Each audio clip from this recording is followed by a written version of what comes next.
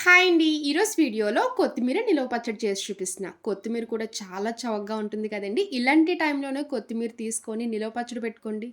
4, 5 నెలల వరకు ఫ్రెష్‌గా ఉంటది. ఎక్కువ రోజులు కూడా నిలువ ఉంటది. టేస్ట్ కూడా చాలా బావుంటది.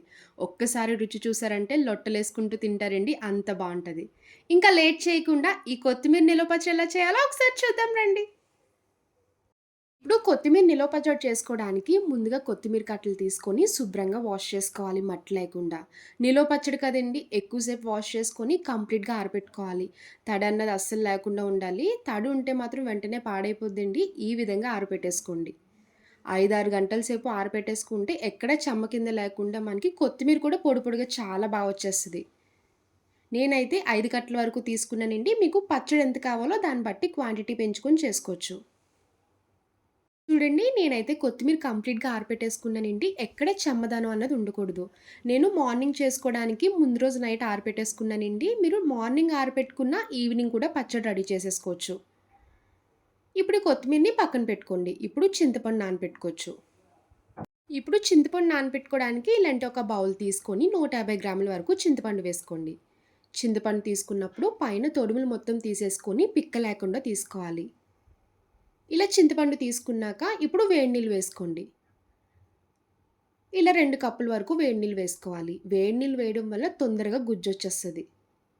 ఇలా చింతపండులో వేడి నీళ్ళు వేసుకొని ఒక 10 నిమిషాల పాటు పక్కన పెట్టుకోవాలి. ఇప్పుడు స్టవ్ ఆన్ చేసి కడాయి పెట్టుకున్నాక 2 స్పూన్లు మెంతులు వేసుకోండి. ఇంకొక 2 స్పూన్లు ఆవాలు వేసుకోవాలి. మెంతులు, ఆవాలు వేసుకున్నాక లైట్‌గా చిటపటలాడే వరకు ఫ్రై చేసుకోండి. మెంతులు కూడా లైట్‌గా కలర్ చేంజ్ అవ్వాలి. స్టవ్ సిమ్‌లో పెట్టుకొని డ్రై రోస్ట్ చేసుకోండి. చూడండి మెంతులు లైట్‌గా కలర్ చేంజ్ అయింది కదా! ఈ విధంగా చిటపటలాడే వరకు ఫ్రై చేసుకోవాలి. ఇప్పుడు ఇంక వెంటనే స్టవ్ ఆఫ్ చేసుకొని ఇవి కొంచెం చల్లారబెట్టుకోండి. ఇప్పుడు కొత్తిమీర నిలవ పచ్చడి పెట్టుకోవడానికి పల్లి నూనెతో చేసుకోండి. టేస్ట్ చాలా బావుంటది.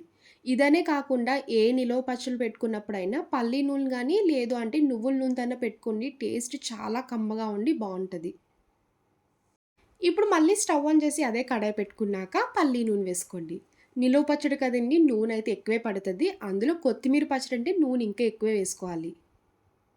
ఇలా ఆయిల్ హీట్ అయ్యాక ముందుగా ఆరపెట్టుకున్న కొత్తిమీర వేసుకోండి.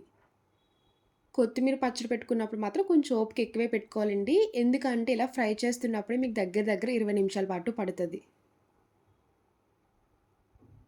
ఇలా కొత్తిమీర వేసుకున్నాక కలుపుకుంటూ బాగా ఫ్రై చేసుకోవాలి. ఇప్పుడు కొత్తిమీర లైట్ గ్రీన్‌లో ఉంది కదండీ! కంప్లీట్‌గా ఫ్రై అయిపోయిందంటే డార్క్ గ్రీన్‌లోకి వచ్చేస్తది.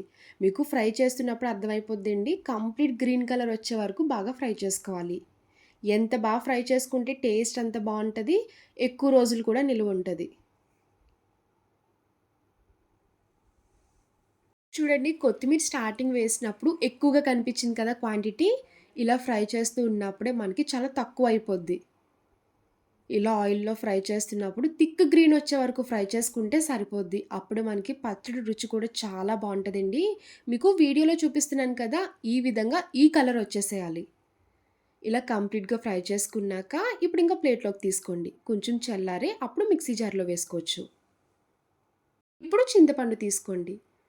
చూసారు కదా! ముందుగా వేడి నీళ్ళు వేసి నానబెట్టడం వల్ల తొందరగా నానిపోయింది. ఈ విధంగా కలుపుకుంటూ గుజ్జులా తీసుకోవాలి.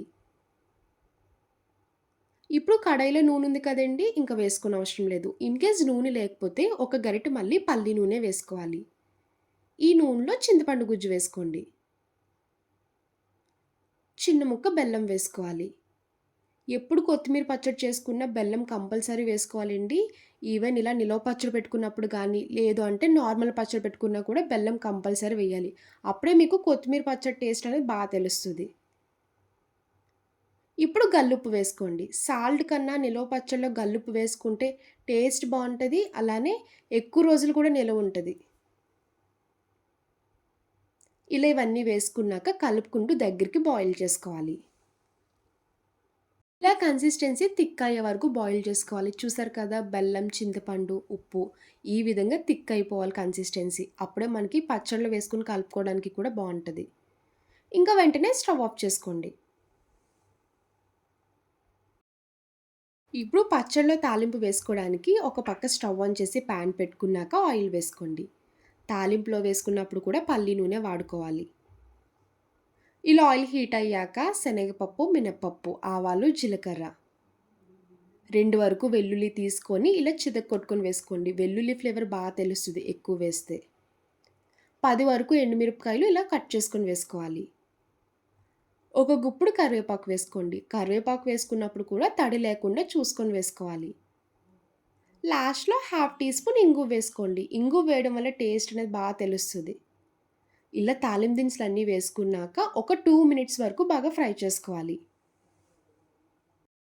చూడండి తాలింపయితే కంప్లీట్‌గా ఫ్రై అయిపోయింది. ఎప్పుడైనా మీకు తాలింపు ఫ్రై అయినట్టు తెలియాలంటే మినపగుళ్ళు చూస్తే మీకు అర్థమైపోద్ది. మినపగుళ్ళు లైట్‌గా కలర్ చేంజ్ అయినట్టు కనిపించిందంటే తాలింపు కంప్లీట్‌గా ఫ్రై అయిపోయినట్టే. చూసారు కదా! ఇప్పుడు ఇంకా స్టవ్ ఆఫ్ చేసుకొని కొంచెం చల్లగా అయ్యాక పచ్చడిలో వేసుకొని కలుపుకోవాలి. ఇప్పుడు పచ్చడి మిక్సీ చేసుకోవడానికి ఇలాంటి ఒక మిక్సీ జార్ తీసుకొని ముందుగా మెంతులు, ఆవాలు డ్రై రోస్ట్ చేసుకున్నాం కదండీ! అవి ఇలా వేసుకొని మెత్తగా పౌడర్‌లా మిక్సీ చేసుకోవాలి. ఇలా మెత్తగా ఫైన్ పౌడర్‌లా మిక్సీ చేసుకోవాలి. ఇప్పుడు ఇది మిక్సీ జార్‌లో ముందుగా ఫ్రై చేసుకున్న కొత్తిమీర వేసుకోండి. ఇలా కొత్తిమీర అంతా వేసేసుకున్నాక ఇప్పుడు కారం వేసుకోవాలి. నిలవ పచ్చడి కదండీ! ఇంట్లో వాడుకున్న కారం కాకుండా బయట పచ్చి కారం అమ్ముతారు కదా! 3 మ్యాంగోస్ మిర్చి అని అలాంటి పచ్చి కారం వేసుకోండి. రంగు బావుంటది, రుచి కూడా బావుంటది. ఇలా కారం వేసుకున్నాక మూత పెట్టుకొని ఒకసారి మిక్సీ చేసుకోవాలి. ఇలా పచ్చడి ఒకసారి మిక్సీ చేసుకున్నాక ఇప్పుడు చింతపండు గుజ్జు వేసుకోండి. ముందుగా రెడీ పెట్టుకున్న చింతపండు గుజ్జు వేసుకోవాలి. పచ్చడి మిక్సీ చేసుకున్నప్పుడు మాత్రం గుర్తుపెట్టుకోండి. ఒకేసారి కాకుండా మిడిల్‌లో ఒకసారి గ్యాప్ ఇస్తూ మిక్సీ చేసుకోవాలి. అప్పుడు పచ్చడి కూడా మెత్తగా మిక్సీ అవుతది. చూసారు కదా! మిక్సీ చేసుకున్నప్పుడు పచ్చడి కన్సిస్టెన్సీ ఈ విధంగా ఉండాలి. ఇలా మిక్సీ చేసుకుంటే సరిపోద్ది. ఇప్పుడు ఈ పచ్చడి తీసుకొని మొత్తం కడాయిలో వేసుకోండి. ఇప్పుడు తాలింపు మొత్తం వేసుకొని పచ్చడిలో కలిసేలా కలుపుకోవాలి. మీకు నూనె సరిపోకపోతే మళ్ళీ తర్వాత వేసుకోవచ్చండి. కంగారేం లేదు. ఇప్పుడు తాలింపు ఇలా వేసేసుకున్నాక ఒక 3 రోజుల వరకు పక్కన పెట్టేసుకోండి. అప్పుడే పచ్చడి బాగా ఊరి టేస్ట్ బావుంటది.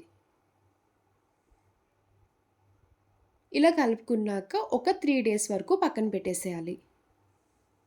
ఒక 3 డేస్ అయ్యాక ఒకసారి మూత తీసుకొని చెక్ చేసుకోండి. చూసారు కదా! పచ్చడైతే చాలా ఊరింది. ఆయిల్ కూడా మనకి బాగా పైకి తేలుతది. మీకు ఆయిల్ సరిపోకపోతే మాత్రం ఇదే టైంలో కొంచెం ఆయిల్ వేసుకొని మళ్ళీ కలుపుకోవచ్చు. చూస్తుంటేనే నోట్లో నీళ్లూరిపోతున్నాయి కదండీ! కొత్తిమీర కూడా బాగా చవకగానే ఉంది. ఇలాంటి టైంలోనే కొత్తిమీర నిల్వ పచ్చడి పెట్టుకోండి. 3, 4 నెలల వరకు ఫ్రెష్‌గా ఉంటది. టేస్ట్ కూడా చాలా బావుంటది. ఎప్పుడు నిలువ పచ్చళ్ళు పెట్టుకున్నా మీరు స్టోర్ చేసుకున్నప్పుడు గాజు సీసాలో గానీ, ప్లాస్టిక్ సీసాలో స్టోర్ చేసుకోండి సరిపోద్ది. స్టీల్ దాంట్లో అస్సలు స్టోర్ చేసుకోకూడదు.